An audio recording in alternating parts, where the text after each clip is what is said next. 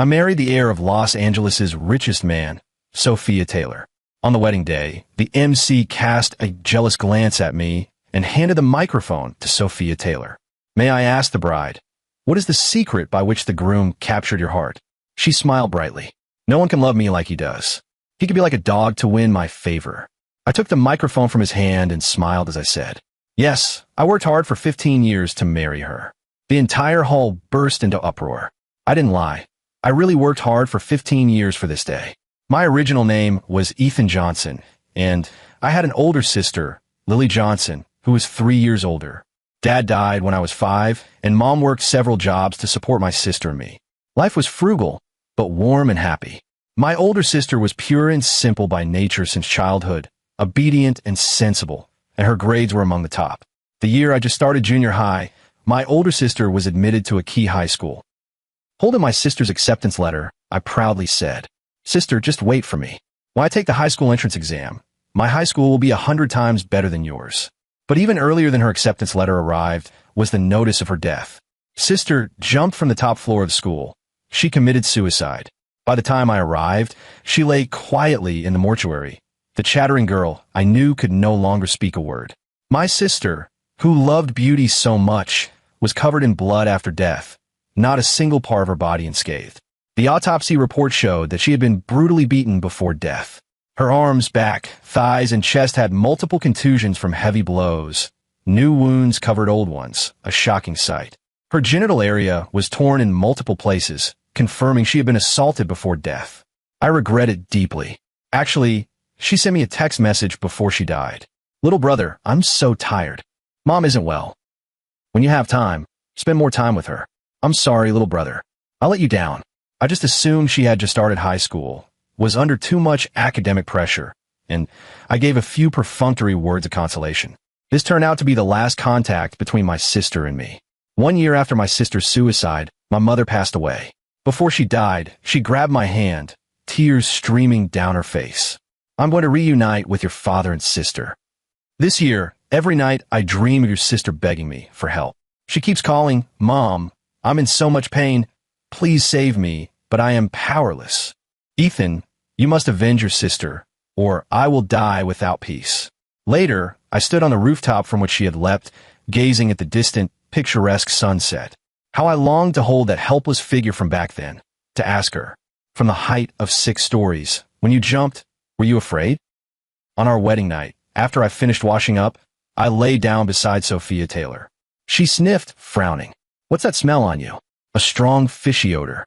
I've already taken a bath." She suddenly kicked me hard, annoyed that I had disturbed her sweet dream.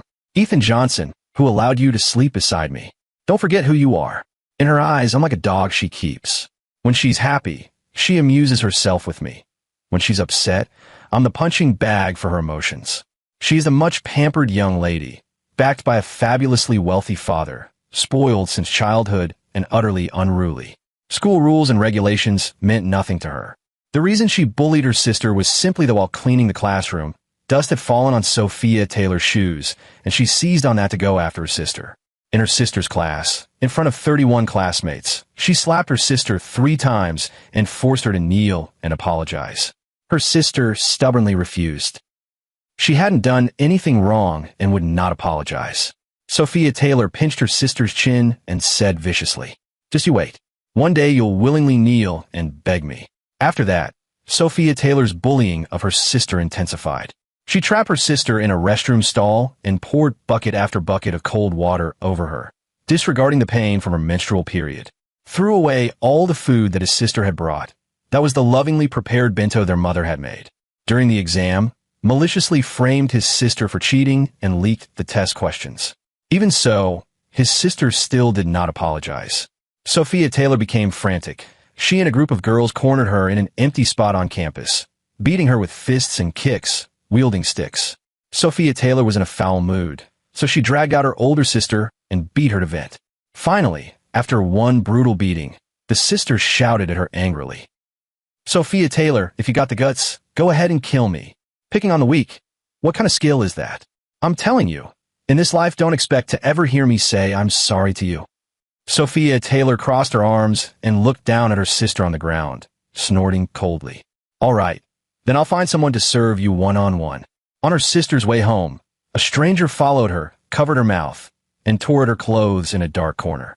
She tried to scream, but the man clamped his hand tightly over her throat and warned in her ear, "Are you already throwing yourself away, and now you want to throw away your mother and brother too? If you behave and obey, Sophia Taylor calms down, maybe she'll let you go." The older sister gave up resisting, letting the man violate her again and again. But Sophia Taylor did not let the older sister go. 5 days later, her nude photos were posted on the school forum, and underneath them was her message. To all male students, if you want Lily Johnson, make an appointment with me in advance. Her sister had reported the bullying to the school, but the school, citing insufficient evidence, ignored her pleas, which only emboldened the perpetrators. In fact, her sister's situation was not an isolated case. Sophia Taylor, relying on her father's influence, wielded power and made life miserable for others at school. In the end, unable to bear the humiliation, my older sister chose to end her 15-year-old life on a clear afternoon. My sister's experience of being bullied was pieced together from what different people told me. It was then that I decided I would take revenge. Target, Sophia Taylor. To get close to her, it took me a full 15 years. I changed my name to Ethan Johnson in honor of my sister. After graduating from university, I was admitted to the nation's top graduate school, and later I changed my name and identity. I used every means to find out everything about Sophia Taylor. She liked pale, skinny, youthful boys, so I stopped eating staple foods and starved myself down to 115 gene. And I had cosmetic surgery in the style she liked, shaving my bones, augmenting my nose bridge, and getting regular whitening injections. After graduating from graduate school, I gave up a job opportunity at a state-owned enterprise and, through campus recruitment, entered the group company of Sophia Taylor's father, George Taylor, starting out as a clerk. 3 years later, I slowly found my footing and became George Taylor's secretary, the most dazzling presence in the entire group. At new product launch, I stood on stage presenting the new product and glanced at Sophia Taylor sitting in the front row. The way she looked at me was full of admiration and affection. After the event, she took the initiative to walk up to me, tucked a curl behind her ear, and said in my ear, "Ethan Johnson, I have my eye on you. We can give it a try." I pressed down the excitement in my heart and feigned calm. "Miss, I have admired you for years, and I've finally waited for you. At last, you finally fell for it." 5 days after the wedding, I took her back to her parents' home for a meal. I took out the gift I'd prepared in advance. She glanced at it and said, "Meager." At the table, I ladled a bowl of black-bone chicken soup for her. She leaned in, took a sip, then rushed to the bathroom and vomited. "What's wrong?" George Taylor looked up and asked, "Mrs. Wilson, why does your chicken soup smell so fishy? If you can't cook, pack up and get out. The Taylor family doesn't keep idlers." She stepped forward, grabbed the bowl, and smashed it onto the floor, shards scattered everywhere. Mrs. Wilson stood nearby, wringing her hands, not daring to step forward. "Hurry up and clean this up. What if Dad and I step on it?" "Mrs." Wilson bowed and scraped the debris up with her hands, the shards cutting her fingers, but she didn't dare make a sound. George Taylor put down his chopsticks, somewhat displeased. "Sophia, Mrs. Wilson is an elder in the family. She looked after you as you were growing up. You shouldn't be disrespectful. Now that you're married, temper your temper a bit." Sophia Taylor swung her arm and sat awkwardly beside George Taylor, handing him a new pair of chopsticks. "Dad, it's a special time. I lost my temper a bit." "All right, whatever Dad says, I'm listening. Don't let yourself get upset." She tilted her head and leaned on George Taylor's arm, acting coquettishly.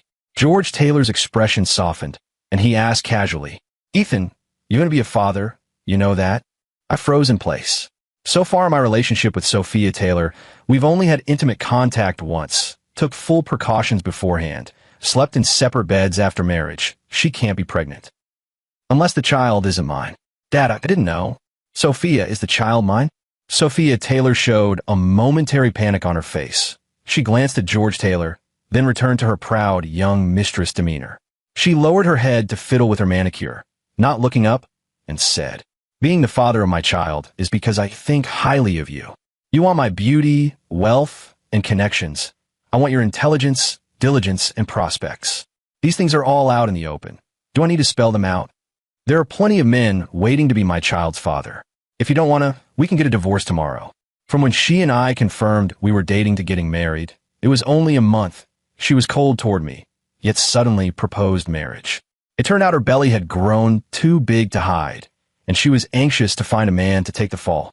I didn't really mind. As she said, we were both getting what we needed. But as a man, you still have to put on a show. Sophia, you didn't tell me this before marriage. This is deception, deceiving my feelings for you. What if the child's father shows up? Would you then want a divorce from me? Whether you believe me or not, I married you out of love and for no other reason. I will treat the child as my own because he is your child. If you're not at ease, I can be sterilized. I can have only this one child in my life. But please, don't casually say the word divorce. I can't bear it.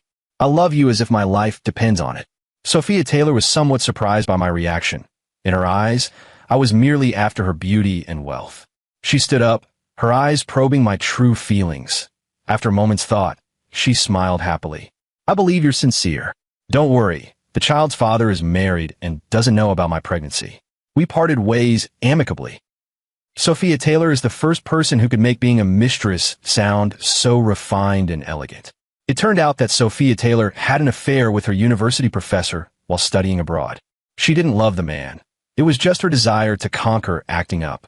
After things went too far and she worried about the risk of miscarriage, she returned to the country to look for someone to take over.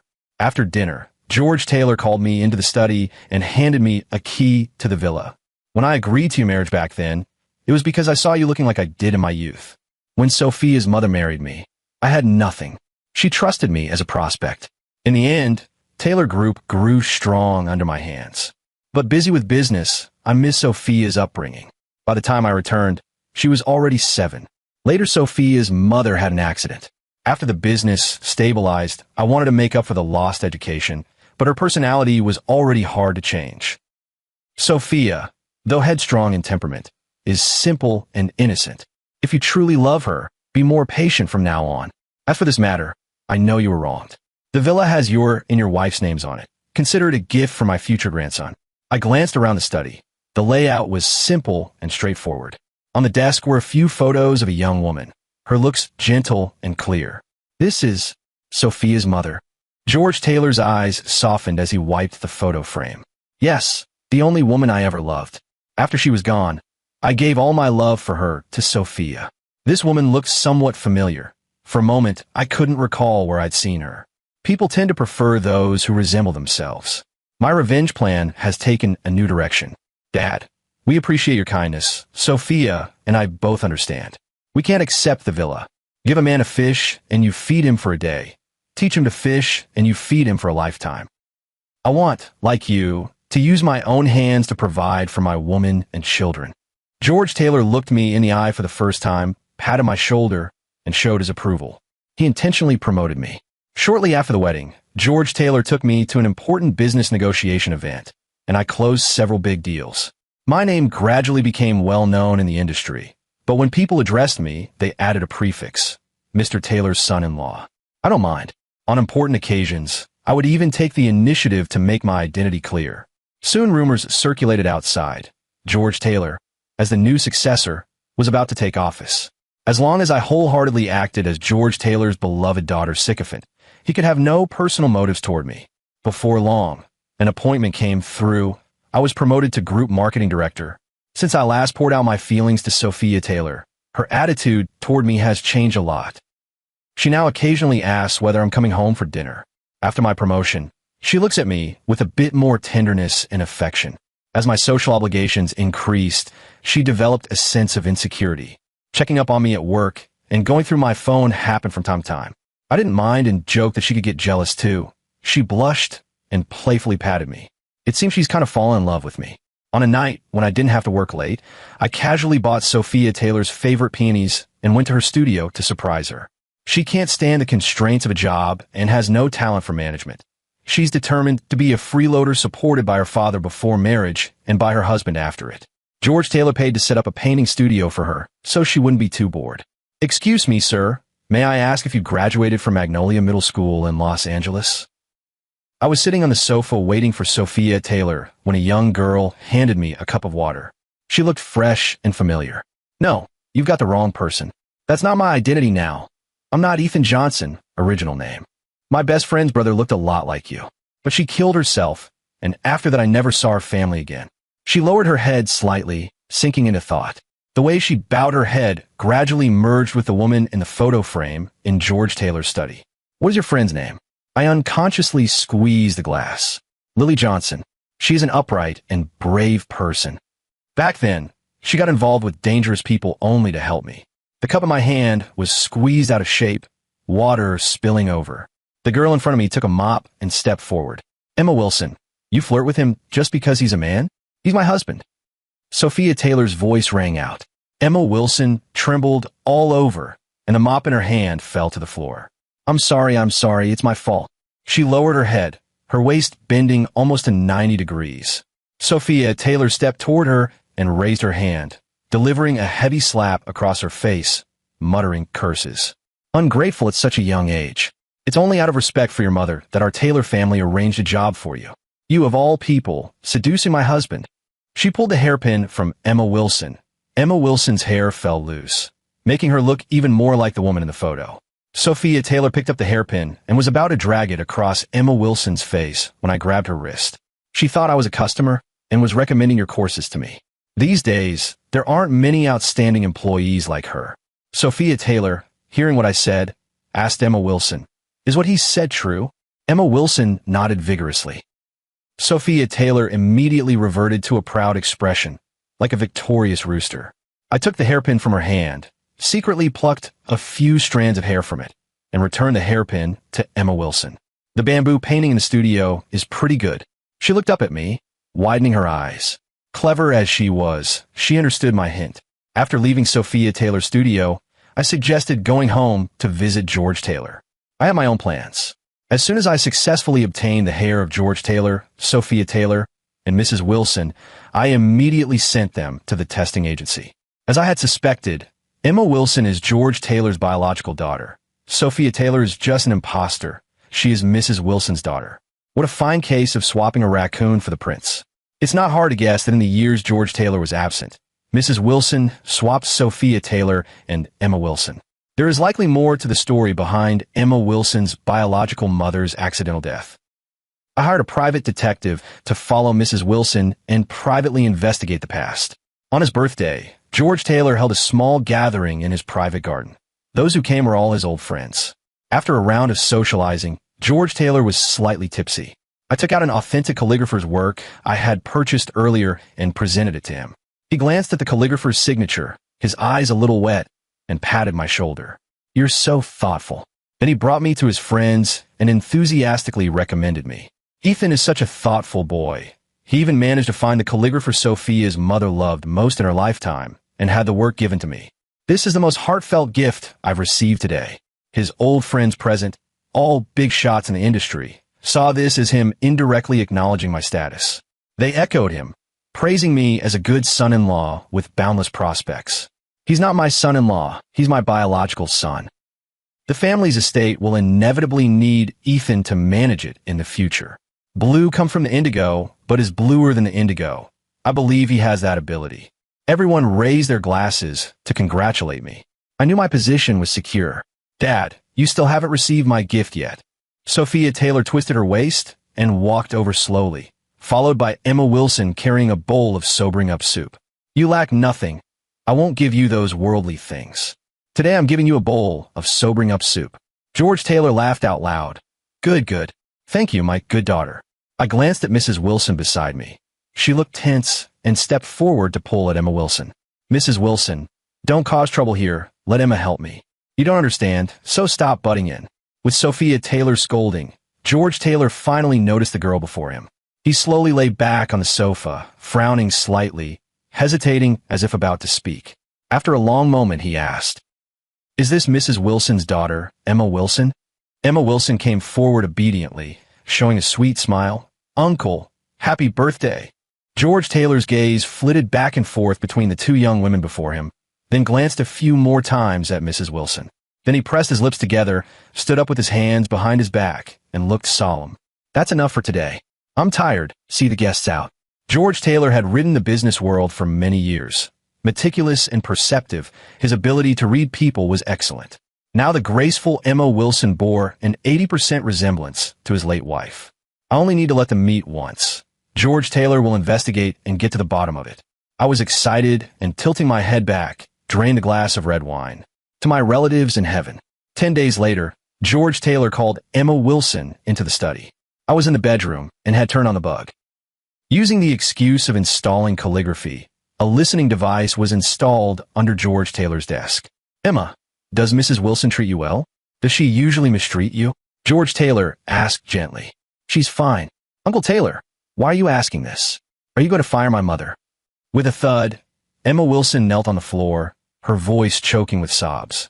Please, Uncle, don't fire Mom. Her health is poor. We still need to earn money to support my younger brother's family.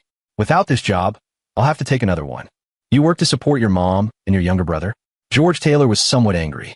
Mom says my younger brother will always be her reliance. When she gets old, I must take over supporting my younger brother's family. George Taylor lost his temper, stood up and slapped the table. Bastard. Child, you've suffered with Mrs. Wilson. From now on, stay with me. I'll provide for you. Emma Wilson froze. Why? I'm her biological father. This is the test result. The bug transmitted the sound of paper being rifled through. After a long moment, Emma Wilson choked out. I actually had a father all along. Ever since I was little, I've been imagining what he looked like. I never expected him to be standing right in front of me. Father and daughter embraced each other. Emma Wilson sobbed as she recounted the hardships of growing up poor, and George Taylor felt deep sympathy for her plight. Keep this matter from Sophia for now. She's pregnant and can't handle the shock. Besides, she's my daughter. I took off the bug. True, you can get attached to a pet after 30 years, let alone a living person. Mrs. Wilson was fired by George Taylor, and Emma Wilson moved into George Taylor's villa in a room next to Sophia Taylor's. At the dining table, Sophia Taylor watched Emma Wilson sit down and eat with us, and she slammed her chopsticks on the table. Emma Wilson, what exactly did you use to seduce my father? He's so old. Can you not live without a man? George Taylor grabbed Sophia Taylor's bowl and slammed it to the floor. If eating won't shut your mouth, then don't eat. Have I spoiled you too much? Do you still have any respect for me as an elder? Emma will no longer work part-time at your studio. I've already arranged for her to join the company. She'll work with Ethan to develop the market and learn management. Sophia Taylor, tears streaming down her face, looked at her father through her tears. Why, Dad? She's a temptress. I've already looked into it. She graduated from a prestigious university with a business degree, and the company urgently needs talent right now. Don't ask about the rest. When the time is right, I'll let you know. Seeing the atmosphere grow tenser, I hugged Sophia Taylor and returned to the room. After a while, I brought her a bowl of noodles to coax her into eating something. Ethan, why do you think Dad cares so much about Emma Wilson? I lowered my voice and explained to her earnestly. The company has run into some difficulties recently and urgently needs talent. Emma Wilson is Mrs. Wilson's daughter, basically one of our own, so you can trust her. Sophia Taylor put down her bowl, widened her eyes, and said to me, I can help him too. I'm a university student as well. Although I dropped out, how will I know I can't do it unless I try? Sophia Taylor closed her studio, read several management books, and grew eager to try. To avoid suspicion, I claimed I had deliberately chosen a contract that had already failed to attract bidders and privately gave it to her. I told her that if she secured this contract, Dad would definitely look at her with new respect. In fact, this contract is George Taylor's minefield, involving the company's core secrets. The previous employee who took it is already in prison. From the moment Sophia Taylor first contacted the partner, everything went smoothly. When going through the procedures and signing the contract, the company happened to assign Emma Wilson as the accompanying staff. Sophia Taylor later described to me that Emma Wilson glanced at the contract, then gave her an admiring smile and decisively approved it. I suppose that smile was actually mocking her stupidity. Sophia Taylor's deal caused the company huge losses, and the stock price fell below the floor. George Taylor returned home, restraining his anger, called us forward, and asked Sophia Taylor, Did you sign this deal yourself? Did anyone else help you? Emma's signature is on the contract. Did she review it? Sophia Taylor lifted her chin, looking as if she were accepting praise. Dad, I closed that deal myself. No one helped me. I made her sign quickly. At first, she didn't want to. George Taylor raised his hand and slapped Sophia Taylor across the face, shouting at her. You sold the company's core secrets to a competitor. Have you had enough of living the good life? Or are you saying you know Emma is my biological daughter, and you're afraid she'll take everything that belongs to you? Sophia Taylor froze in place and asked unconsciously, Dad, what did you say? Emma Wilson is your biological daughter? What about me? What about me? She broke down crying and collapsed onto the floor. After a moment, she came to her senses and crawled toward George Taylor like a dog, clinging tightly to his thigh. Daddy, I was wrong. Please don't leave me. When I was 3, I had a fever at night. You stayed by my bed all night and said you would never leave me again. When I was 9, some classmates bullied me. You smashed up the principal's office and said that with you around, no one could bully me. When I was 15, a female classmate provoked me, and later I took revenge on her. You told me not to be afraid, saying you would back me up. This year, I was pregnant and at a loss. You said you'd help me find a good husband. If you couldn't, at worst you'd support me for life. Was all of that a lie? You're my father, the father I can always believe in. The anger on George Taylor's face eased, shifting from the earlier fury to a calm at this moment. Dad, my stomach hurts. Please take me to the hospital, I beg you. George Taylor crouched down, without a moment's hesitation, picked up Sophia Taylor and ran outside. Emma Wilson and I followed closely behind. The child in Sophia Taylor's womb was safe and sound. It was just that excessive grief had disturbed the pregnancy. George Taylor sat on the edge of her bed, stroking her head, sighing. Sophia, I'm not really blaming you, but such a big matter, never mind. He handed her an apple he had peeled himself. You like apples, Daddy peeled it for you. For now on we'll be fine, you must behave. Sophia Taylor nodded, looking blissfully happy. I stepped out of the ward and smoked in the corridor. The haze of smoke stung my eyes. I never expected George Taylor would love Sophia Taylor so much. Emma Wilson said beside me, sounding regretful. You knew about your origins from the start, didn't you? You planned everything step by step. Who was your target? Mrs. Wilson couldn't have allowed Emma Wilson to get close to Sophia Taylor, so she chose to stay by Sophia Taylor's side herself. She recognized me at a glance when I appeared. After confirming my identity, she went along with what followed. Her goals align with yours. Sophia Taylor took my dad away and killed my best friend. After revenge, I will take back everything that belongs to me. The person George Taylor cares about most now, besides Sophia Taylor, is Emma Wilson. Emma Wilson planned to take a desperate risk. I refused her. It was too dangerous. She gazed out the window. The scene was like the sunset I watched on the school rooftop. If you don't enter the tiger's den, how can you get the tiger cub? We can't wait any longer. Then he turned his head and looked at me intently. With you here, I'm not afraid. I believe you will save me. Emma Wilson was right. Sophia Taylor would not allow her to exist, and she immediately took action. Sophia Taylor made several calls behind my back and withdrew $5 million in cash from a bank card. The private detective I hired quickly sent me the photos. Sophia Taylor, carrying a backpack, met a man at a cafe and handed the backpack to him. She pulled her hat brim down, glanced left and right, then quickly left. Only her slightly protruding belly and the custom luxury handbag betrayed her.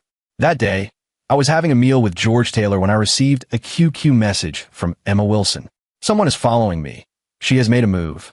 I opened the tracker I had previously installed on her phone to confirm her real-time location. Slowly, Emma Wilson entered the area we had preset in advance. Everything proceeded according to plan. I pretended to be casual and asked George Taylor. Emma was scheduled to visit the investors today. It's strange. The investors just called to hurry her along. Why hasn't she arrived yet? George Taylor put down his chopsticks, picked up his phone and called, but no one answered on the other end. He became a bit flustered, pacing back and forth in the living room. Later he dialed again and asked the police for help. Whoosh! George Taylor received a QQ message. He opened his phone and went pale. He turned and strode upstairs, kicked open the bedroom door, yanked the still sleeping Sophia Taylor up and dragged her out. Dad, what's wrong? I pretended, stepping forward and grabbing George Taylor. Sophia Taylor, where did you take Emma Wilson? Dad, what do you mean? I don't understand. Sophia Taylor acted as if she knew nothing. Look for yourself. George Taylor tossed his phone to her. The photos on it were the ones I had the private investigator send him. The entire process of Sophia Taylor meeting the man was recorded. If you contact this man now, if anything happens to Emma, you can wait to pay for it with your life. George Taylor's face darkened with malice, and a hand gripping her throat tightened. Sophia Taylor's face turned red. The next second she was about to stop breathing, so she picked up her phone and opened it. Good grief, she was actually sharing real-time location with that man the whole time. George Taylor grabbed Sophia Taylor, threw her into the car, sped off, and raced to the abandoned factory. Before we even got close, we could vaguely see a man pinning a woman, the two of them struggling with each other.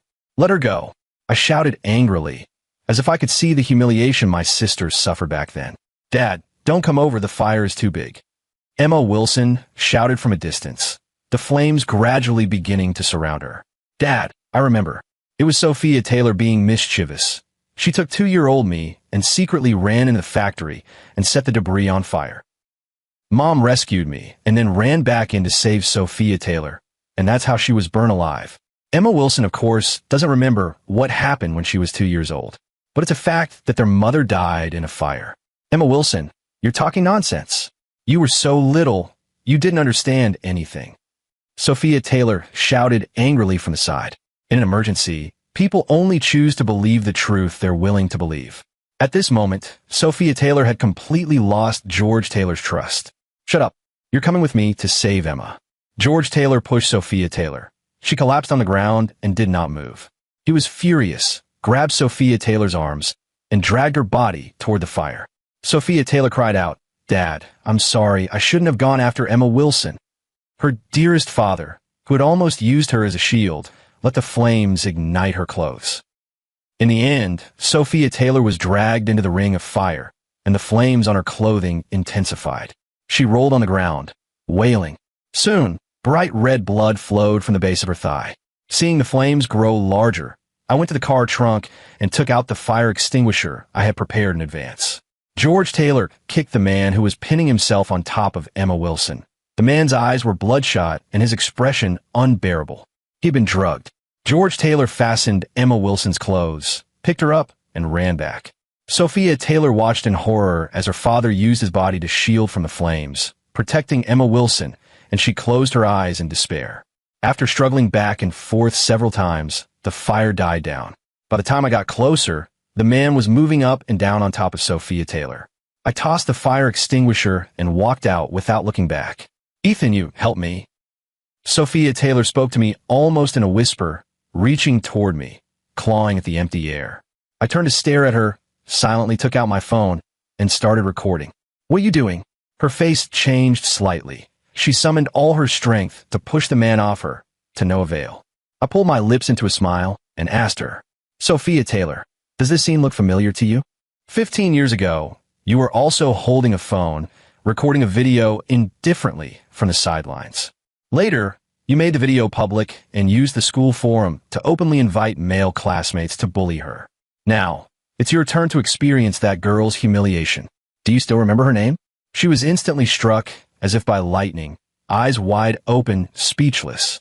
After a long moment, she frowned, strained to remember, then shook her head. Of course, she bullied so many people.